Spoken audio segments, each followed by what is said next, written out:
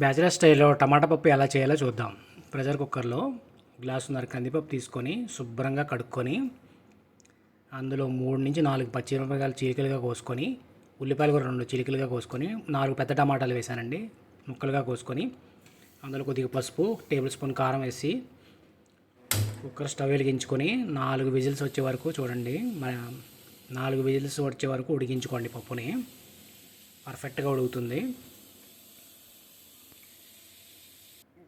తర్వాత మగ్గిన తర్వాత మూత తీసి చూడండి, పర్ఫెక్ట్గా మగ్గింది. పప్పు స్మాషర్తో కానీ ఆలూ స్మాషర్తో కానీ నేను చూపిస్తున్న విధంగా పప్పును మొత్తం కలుపుకోండి.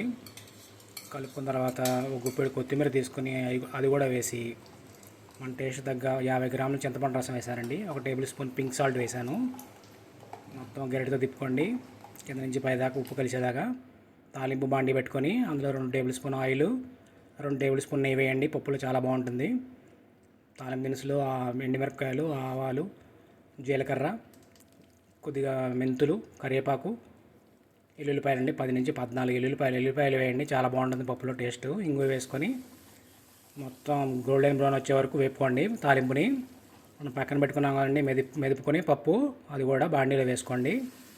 అంతేనండి, ఎంతో రుచికరమైన బ్యాచిలర్ స్టైల్లో ప్రెషర్ కుక్కర్లో టమాటా పప్పు రెడీ అండి.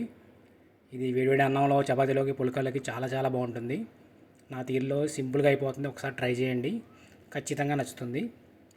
నా ఛానల్ నచ్చితే లైక్ చేయండి, షేర్ చేయండి, కామెంట్ పెట్టండి, సబ్స్క్రైబ్.